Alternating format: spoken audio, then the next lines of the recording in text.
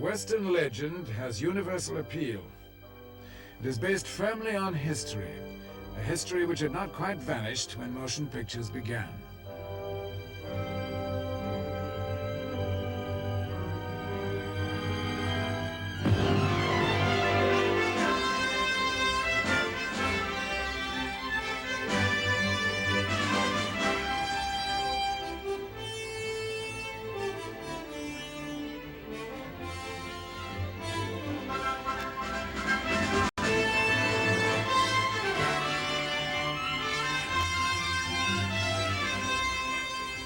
Tumbleweeds, 1925. The movies not only recreated Western history, they prolonged it. They gave a second chance to hundreds of cowboys thrown out of work with the passing of the Old West. The first of the cowboys that came down there to ride as the posses and the extras were all practical cowboys from Montana, Wyoming, Texas, Arizona. They'd come there from all over the West. They were really tough cowboys.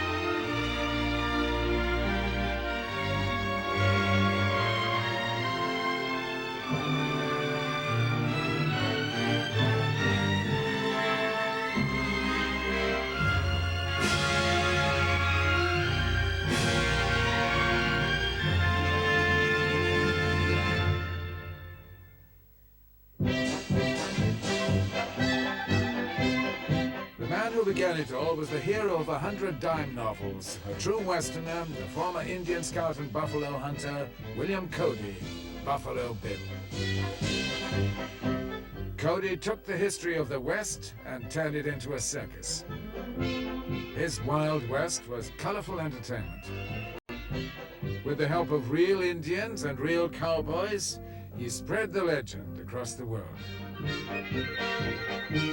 The film industry could do little to compete. They were established in the East.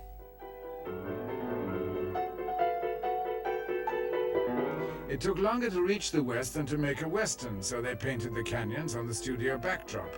Who cared? It was cheap. And the Nickelodeon audiences enjoyed what they paid for.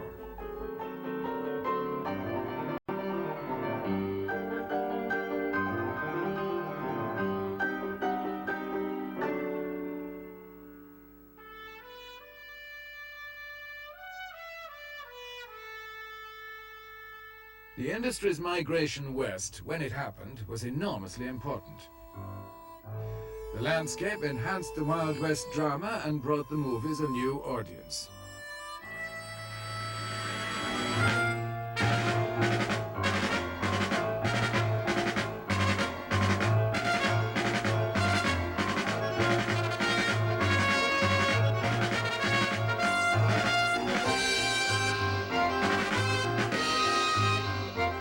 The Untamed West came as a shock for the actors. The leading lady, brought out by D.W. Griffith, was Blanche Sweet. Working in desert land is a very disagreeable and dirty business. Hot and perspiring, and your makeup was running and trying to keep looking good.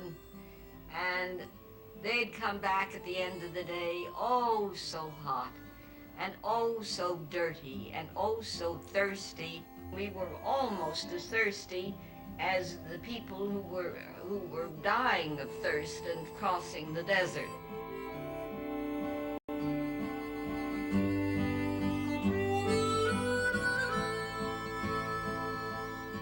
People were still crossing the desert.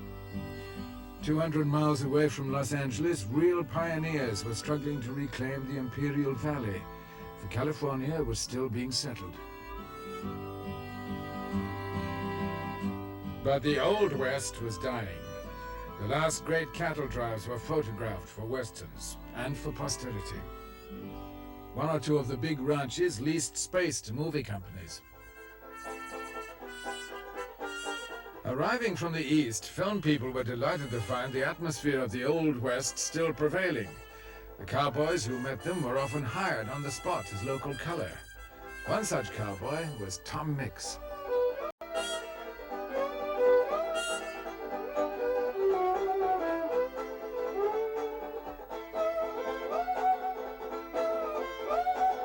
Tom Mix was picked up casually to handle the cattle.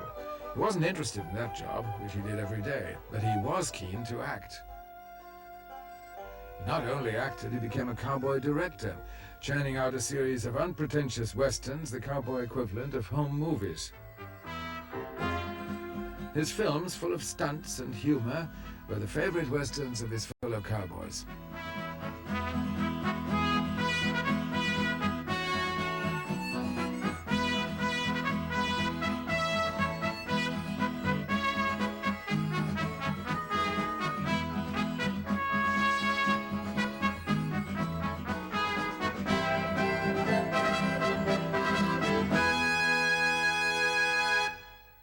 Times were equally hard for the outlaws.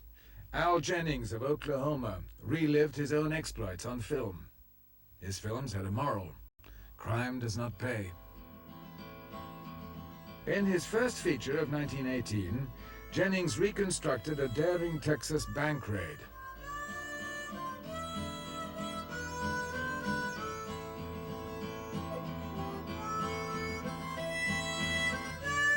Now that they've been spotted, the outlaws resort to the process Jennings called cleaning the streets.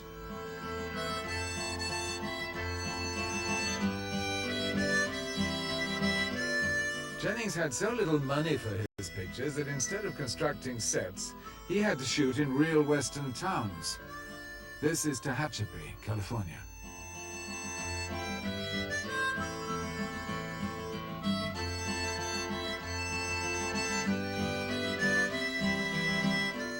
Jennings showed a West the movies usually avoided, sordid and unglamorous, with families living in sod huts dug out of the soil. He may have been a romantic at heart, but he showed the outlaw's life as it really was.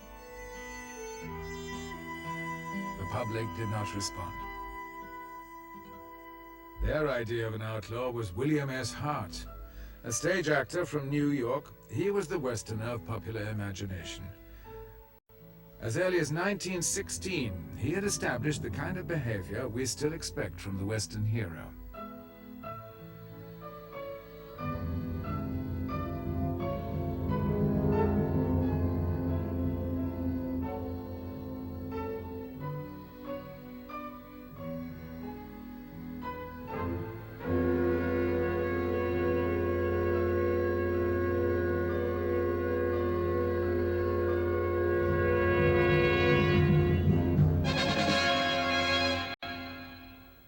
Hart always tried to make his films authentic, even attempting Indian Sign Language. William S. Hart, he signed language like the women did, and the men criticized him. Now, say Bill Hart, he would, well, let me just say this. Long time ago, white man and Indian friend. Now, he would say, long time ago, white man an Indian friend. Just keep swaying, you know? And they confuse you. It's confusing. And when he say question means yes and no. Your heart says yeah, your heart says no. He wouldn't do that. He'd say, question. Hart personified one of the legends of the West, good struggling against evil.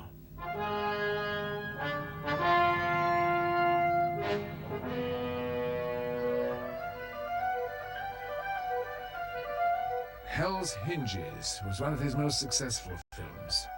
It had an Old Testament grandeur.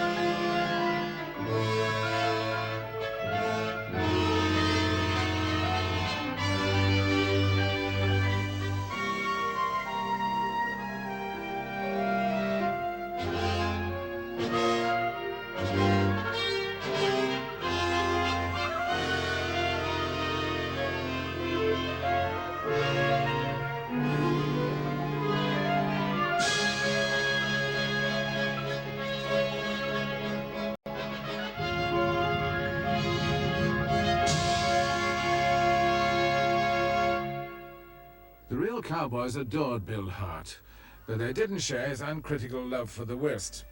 Conditions were harsh, unemployment was rife. More and more of them came to Hollywood. My background as a cowboy was, I was born in Idaho, Nez Perce Reservation. Later on moved into Salmon River Country, and my folks had a stock ranch in Salmon River Country. And I worked on the ranch until I was 19. And I left there and came to California. Some cowboys went into pictures straight from the Los Angeles stockyards. $5 a day was hard to resist when life on the range offered that much a week. With so many cowboys in pictures, the atmosphere on location was not too different from life on the range. Big shots lived at the hotel, and the cowboys, they had a barracks, was a big basement, you know, and they put about 20 bunks in there. But we had a table, we could play poker and cards, and the only difference was that you didn't have the old smell of the sweaty blankets and the sweaty saddles in a regular ranch bunkhouse that you'd have, and sometimes you wouldn't have as many flies around as you would have on the regular bunkhouse. The West was really the West. I remember when I was working with Tom Mix, and we went to Prescott, Arizona, which was the capital, I think, then. The hotel had a balcony, I guess, you know, all the stores did, that came out over the sidewalk. You've seen them in the movies. And my mother and I were standing out there when two cowboys drove up and paced off, and one shot the other one, and then he got on his horse and rode away, and everybody ran out. Well, today it would be just like a movie, and I guess then it was just like a movie. I don't know what the outcome was, but he evidently had what's known as a grudge. The cowboys brought their frontier ways with them to Hollywood. There were probably more shootings among those cowboys down in Gower Gulch in Hollywood than there ever was in Dodge City. But those fellas were, I knew fellas down there that had been run out of Wyoming, got out of there on stolen horses, one jump ahead of a sheriff. Hollywood quickly filled up with unemployed cowboys. The most determined hovered at a spot they called the Waterhole. When I was in pictures, a Waterhole was at Hollywood and Cahuenga Boulevard. When the cowboys wasn't working, they'd all congregate there so that in case something came up and some of the studios emergency needed some cowboys, they'd know where to come and pick them out. You know, they could pick them right there and get them. Otherwise, they wouldn't know where to find them. There were rivalries, lost tempers, barroom brawls. One such brawler was Yakima Jim. Yak, I can remember, he was very belligerent. And in the bar, he'd come over, and he's a big, strong fellow. And he'd throw a hook around somebody's neck and say another word to me and I'll crack your neck. He was always about that, always belligerent. Well, down in Hollywood, he came down to Hollywood, and my double was a fellow called Tom Bay. And Tom had killed a man over in Oklahoma before he'd ever come to Hollywood. So in an argument with Jim this particular day, up in a room, 3 or 4 of them were there together, and they were all drinking. And Yakima Jim just whipped out a switchblade, and he said, "I'll just cut your belly open." Well, he said it to the wrong man. And Tom Bay just reached in the waistband of his breeches here and pulled out a 6-shooter and killed him. And that was the end of Yakima Jim. Another notorious fighter was Art Acord, world champion rodeo rider. One of the most colorful and unpredictable of all the cowboy stars.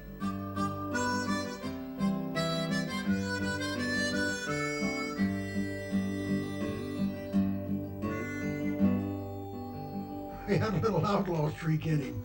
He'd get a couple of drinks, and if there was no one that he didn't know or a stranger that he could pick a fight with, he'd pick his best friend and challenge him for a fight. And he was just a fellow that you couldn't depend on, but a guy that you couldn't help but like. In fact, I had 3 fights with him one afternoon, and the next morning when I woke up, I was pretty well. Get out of bed and started to dress, and I couldn't hardly get my shoes on, and I sore all over. And I thought, well, if that bird ever comes near me again, I'll just kill him and get it over with. So my phone rang, and Acord, he said, "Have you got anything to drink over there yet?" And I said, "Art, I have, but not for you. Don't come near me. I've had all, he said, well, I'll be over pretty quick. I said, you do it, I'll whip you right in the hall at the door. I was living in an apartment at the time. And he said, okay. So, sure enough, he knocked on the door. When I opened the door, one eye was swelled shut. He was really beat up. And he said, Jack, what did you hit me with? So I kind of felt sorry for him. So we had a drink and sit down. 15 minutes, good friends again. Oh, he'd fight anybody, anytime for fun, money, or old clothes, you know.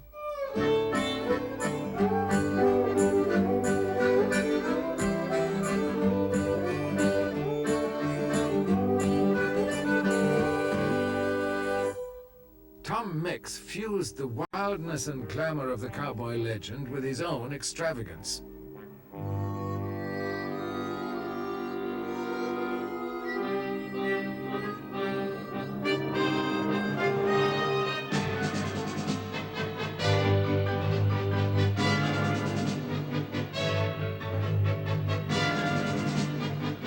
A born athlete, he staged his fights with a realism which went far beyond the demands of the camera, as stuntman Harvey Perry learned to his cost.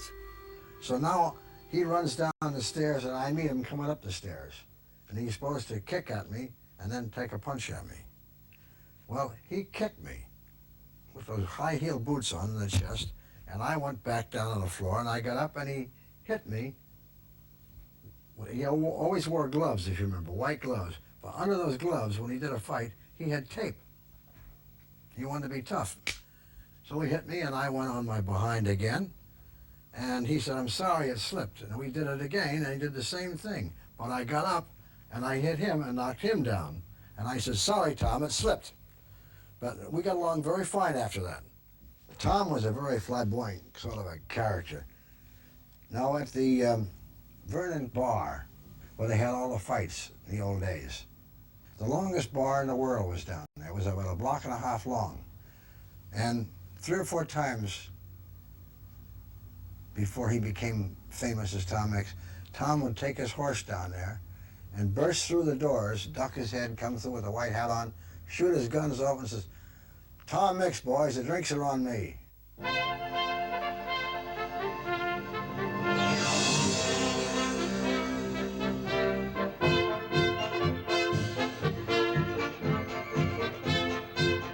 Tom Mix had begun as a real cowboy, but he lived in an age which welcomed exaggeration and adored extravagant showmanship. By the 1920s, Tom Mix had transformed his life into a Wild West show. But when Mix got through with his silver buckles on the breeches and silver buckles on the boots and fringes hanging down without a bib and fringes at the elbow, he was dressed up like a Christmas tree and no one ever equaled him.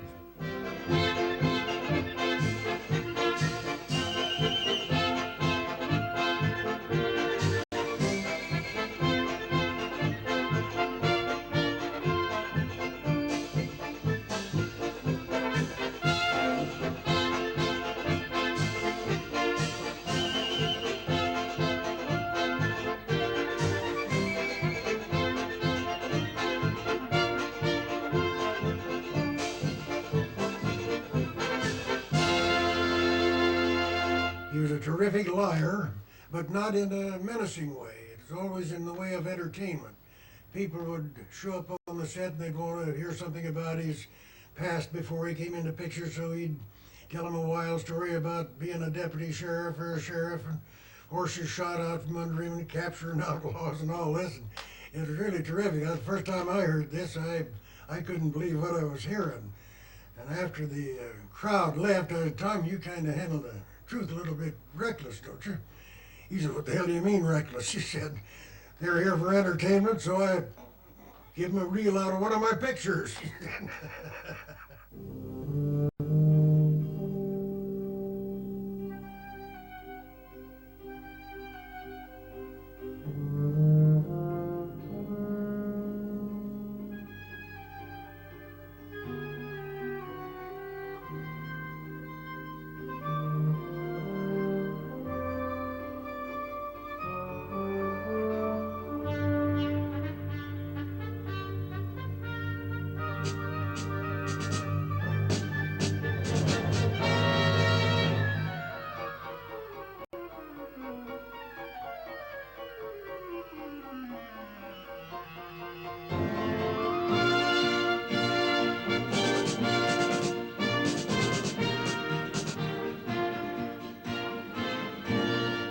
Tom Mix inspired legions of movie cowboys who followed him. But there were other models. A prop man who worked briefly with Mix in 1926 was John Wayne. When I was a boy, there were two pretty well-known characters in motion pictures. And Tom Mix was a flamboyant type and wore the rodeo clothes. But Harry Carey always wore a good hat, good pair of boots, and what he wore in between didn't matter too much. And he had a style of acting that has now become the way of acting in our business. Like William S. Hart, Harry Carey was one of the few cowboy actors without experience of the range. You see, he was not a typical cowboy in any sense of the word. He was a romantically, he was in love with the West. Absolutely in love with the West and with the pioneer spirit. That's why we had the ranch and the whole business. He just loved being a cowboy. And he was a New York guy. Oh, we're terribly Western. Oh, brother, were we Western. Carey helped a young assistant named John Ford become a director. Ford was another Easterner who loved the West. Together they made a series of romantic but accurate westerns. We all moved out to Newhall, you know, and lived in a little 3-room house. And we slept out in the alfalfa patch in bedrolls. Harry was a great collector of dogs. If he saw a dog running along the road that didn't have a home, he'd put it in the car and take it with him, take it home. And we had about 8 or 9 dogs that we'd lock up in the garage of this little place at night. And then in order to get Ford out of the bedroll in the morning, Harry was an early riser. Why, Harry'd go turn the dogs all loose, and they'd come over and lick his face and wake him up.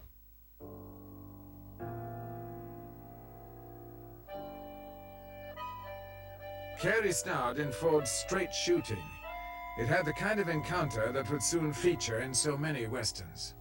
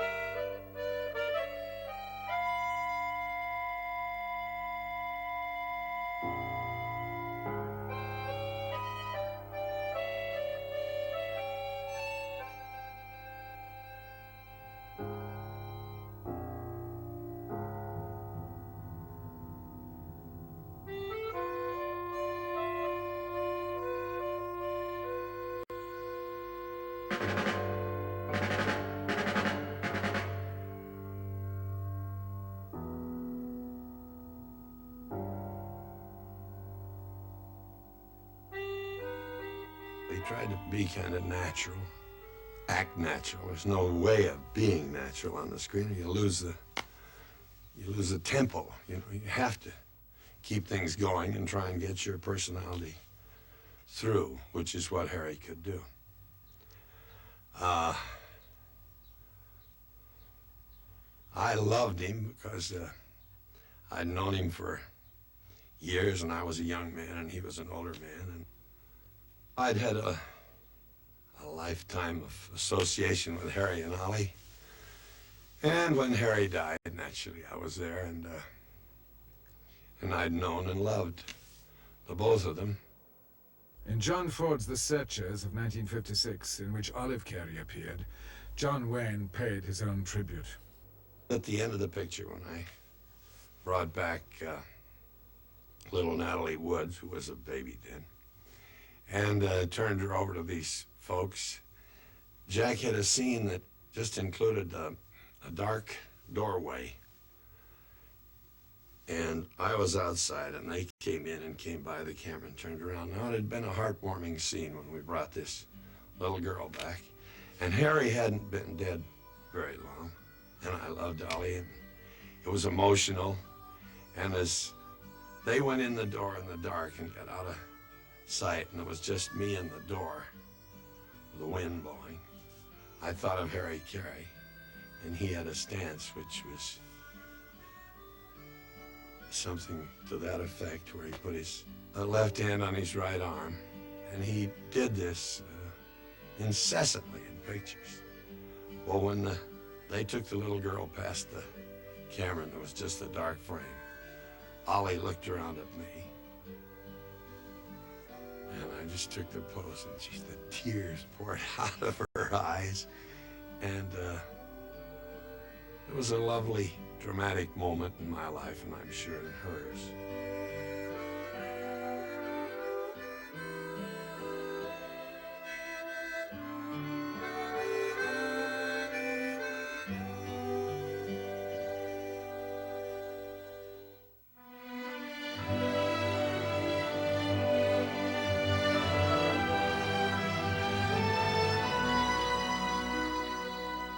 The Covered Wagon of 1923 was an event which transformed the Western. Romantic in its story, authentic in its portrayal of the events of 1848, the subject was very close to its producer, Jesse Lasky. Well, he wanted to make the Covered Wagon because he recalled the stories of his grandfather, who had arrived in California in 1848.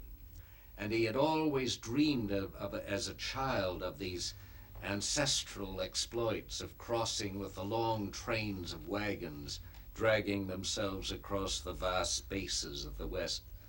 And he saw this as the opportunity to lift the Western, which had always been a rather low-budget kind of potboiler film, into an epic.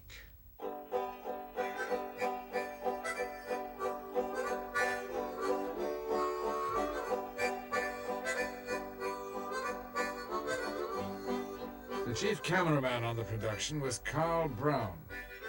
On the Covered Wagon, I saw pioneer women and their husbands and their children going about their daily business without any attention from me or from crews or instruction from anybody else, doing what they had been doing all of their lives.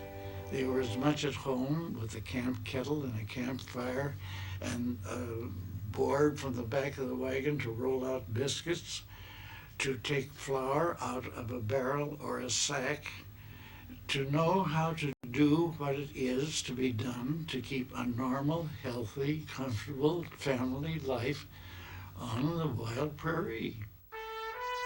The parents of director James Cruise were Mormons who had crossed the plains in covered wagons and settled in Utah. It was in Utah that Cruise chose to make the picture.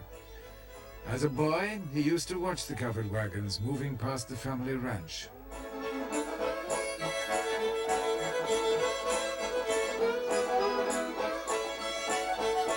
Everyone working on the film saw the past come alive as the wagons assembled.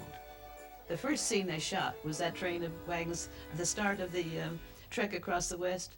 And something happened to me. I said, I'm so glad I'm in this picture. This is going to be a great picture. There was something so real about it.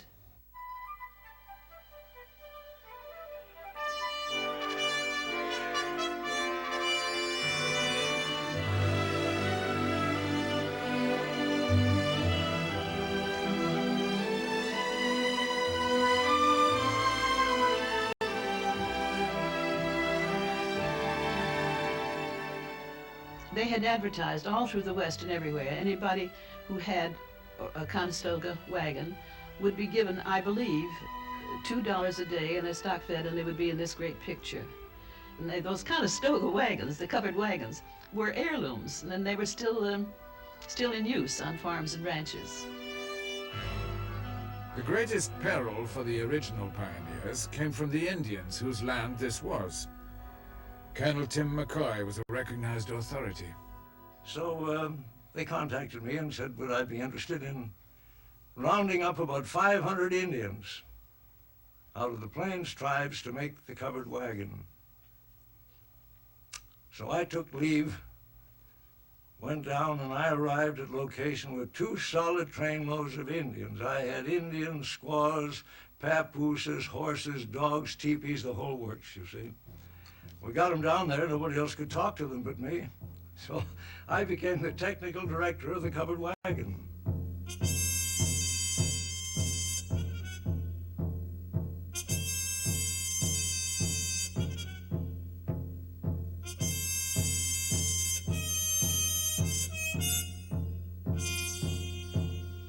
He was the one that brought them down from there with their own equipment.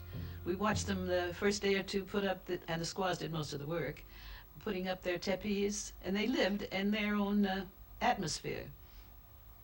And he told them the story each day in sign language, and you never had to retake an Indian shot.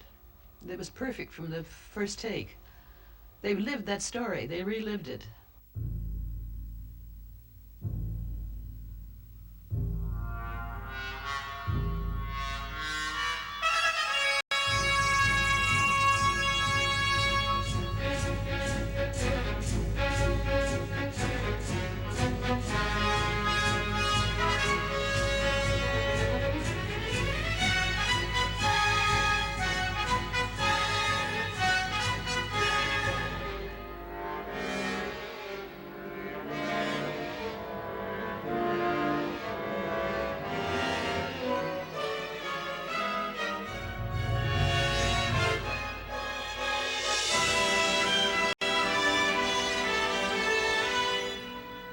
I remember one woman, when the Indians attacked us, and she suggested that she put her child in one of the empty water barrels on the side.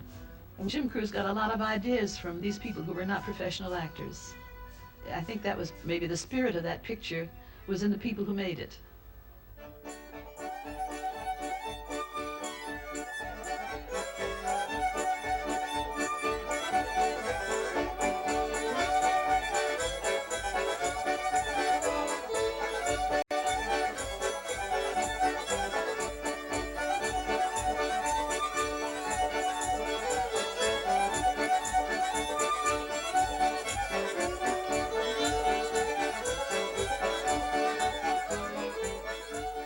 The sheer logistics of the production caused delay after delay. The studio tried to recall the company. James Cruz warned the extras they might not be paid, but they all agreed to carry on, however long it took.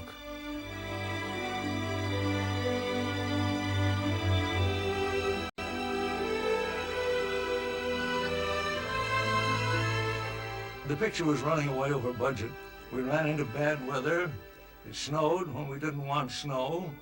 So we shot along through the snow, and they turned out to be the best scenes in the picture, naturally. You know, it always happens that way. The crossing of the River Platte was the biggest challenge, as it had been for the pioneers. The first attempt, dragging the wagons across on cables, was a total failure. Terribly sad day. They made a mistake in putting chains on the tongue of the wagon so that they would really get across, and the first two horses drowned. I couldn't work that day. I went back to my tent, and Jim said, well, we'll dismiss and we'll just do some other scenes. The only thing to do was to go back reluctantly to what had worked so well for the pioneers. We caulked the wagons, we fixed the barrels on the sides so they would serve as buoyancy. We hitched up the oxen, we put them in proper position, and we suggested to them, politely but firmly, by means of pistol shots and cracking whips, that it might be a very good idea to go over that way.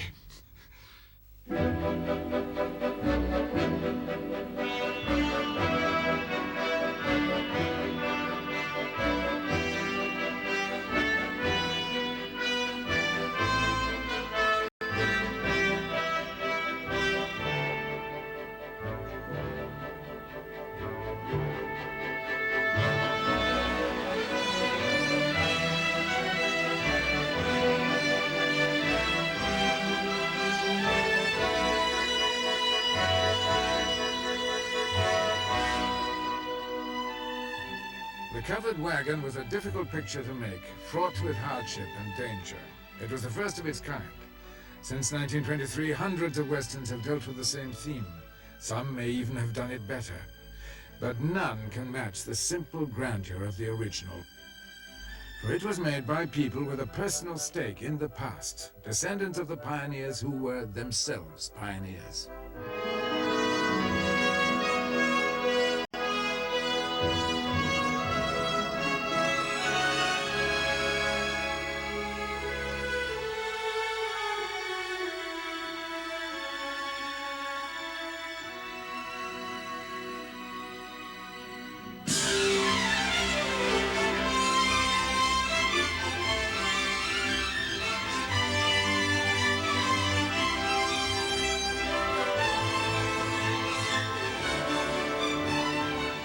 The success of the covered wagon inspired an era of Western epics.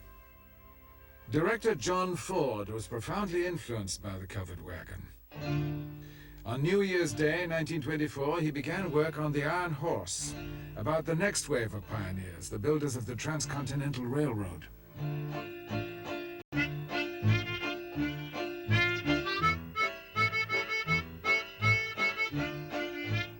Ford was fascinated with the West and its history. He recreated it with careful accuracy. He enjoyed the rugged conditions, but for the extras, sent out from Hollywood with no idea of their fate, it was a different matter.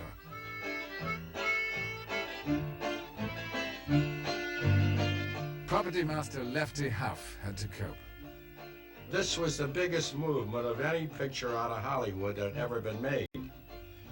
No one had ever attempted to take this kind of a movement out of Hollywood, because this was basically in a motion picture infancy. There was nothing, you had no barometer to go by. So they hired a circus train. They piled about 200 people on it, and we went up there and made a picture. It was winter in Nevada. There was no heat on the circus train. The temperature was sub-zero. To combat the cold, the cast stayed in their costumes. The train was infested with fleas. People moved out and lived in the sets. Reconstruction slowly became reality. Most of the picture actually was shot off the cuff. It was discussed, but there had been several writers, and Ford had his own conception of how he was going to play it. And I don't think there was over 3 or 4 scripts on the whole troupe.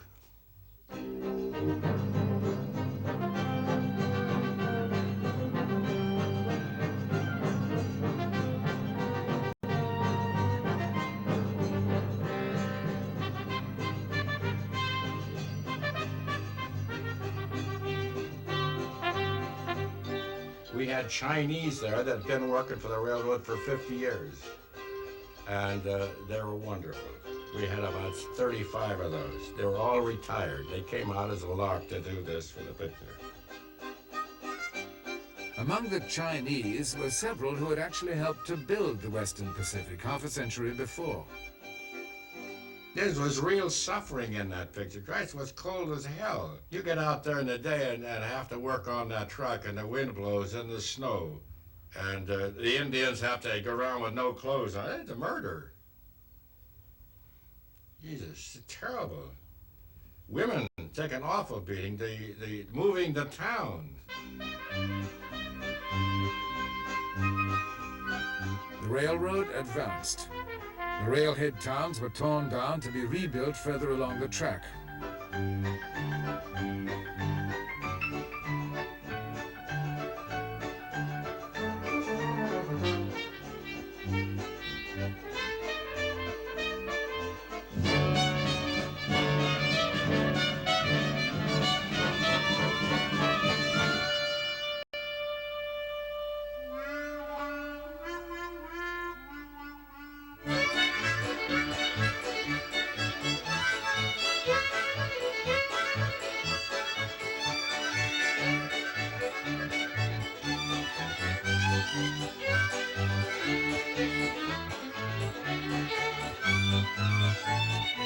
Even when the camera stopped, the atmosphere of the Old West remained. There was one bootlegger that was up there. He sold the worst whiskey of anybody in the world. I want to tell you, brother, it must have been 200 proof, because you're ready to crawl, and believe me, we needed it. Now the circus tent, when we put the circus tent up, we had so many fights in there, we had to take the ketchup bottles off the table.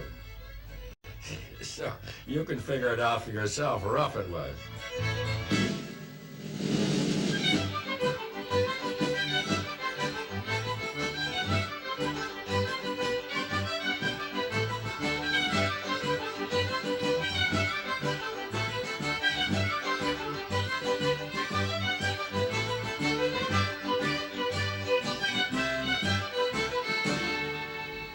Then we had a half a dozen dogs that followed around. The one dog that strolled in at the graveyard at the end when the train pulls out of town, the white dog stand, they called him Foreground. We had that dog and a half a dozen shots. These are things that you steal. Ford is lucky as hell just to get those kind of things.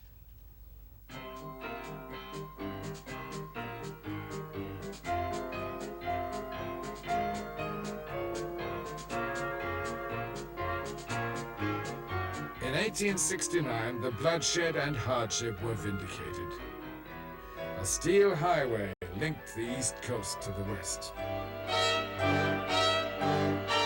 John Ford brought it to life with the fidelity of a newsreel. His reconstruction was, for him, the next best thing to being there.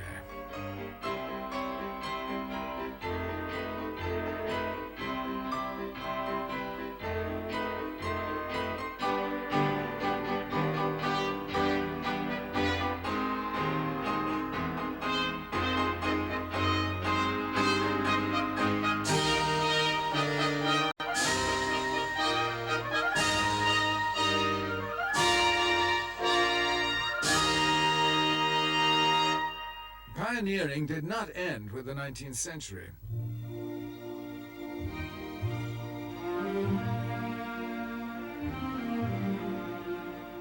Settlers were still moving west at the same time as the Hollywood pioneers.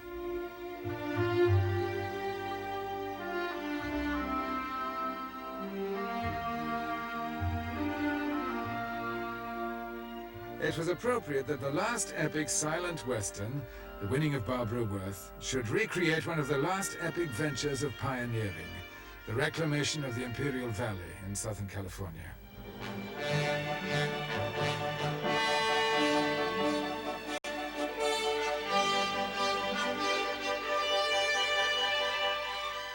The nearest place that I could find that would resemble what we were going to do was up in the Black Rock Desert, up in between Nevada and Idaho and Oregon. And there, I'm not so sure, but what in making the picture, that the actors and all of us making the picture went through probably more hardships than the people did in settling the Imperial Valley. I mean, around noon, they would have these little baby tornadoes.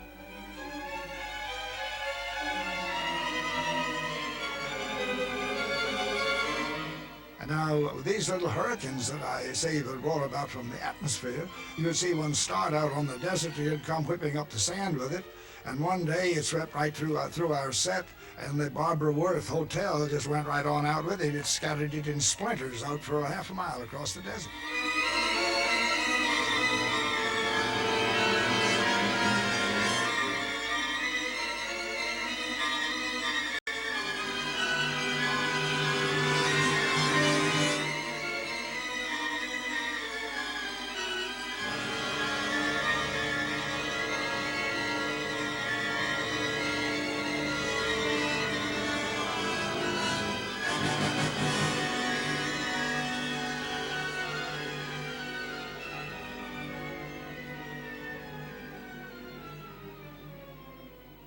We had every rancher, every cowboy, every real man with horses and all. We hired them with the horse and their saddle, and they came in from all the little town of Gerlach, another little town of Sulphur, another Winnemucca, all the way around. Now, we kept those people there.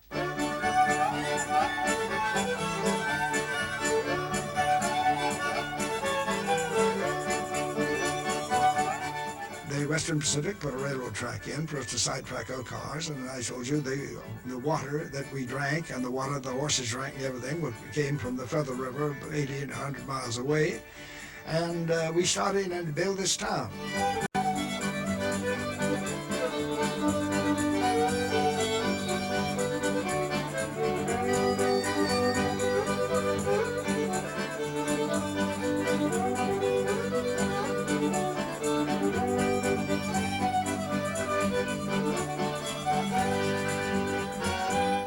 Many people think that locations are not too important. To me, I think they're just as important as the costumes, the casting. It's part of the casting, part of the costume, part of the production.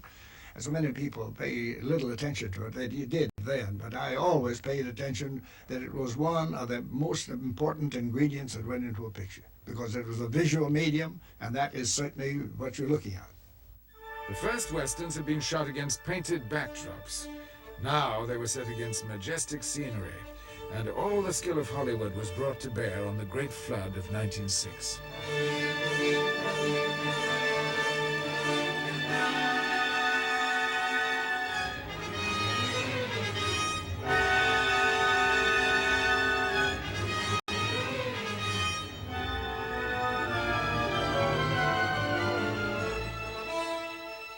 When the Colorado River overflowed its banks, the dams could not hold back the floodwater. The resulting catastrophe wiped out settlements across the desert and created a lake called the Salton Sea.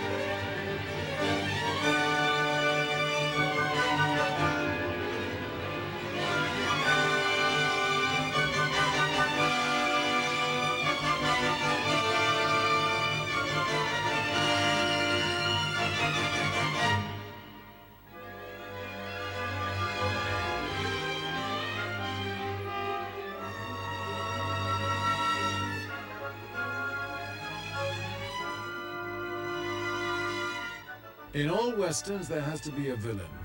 In Barbara Worth, it is the corrupt speculator. His graft has caused weakness in the dam. The flood is inevitable. So is retribution.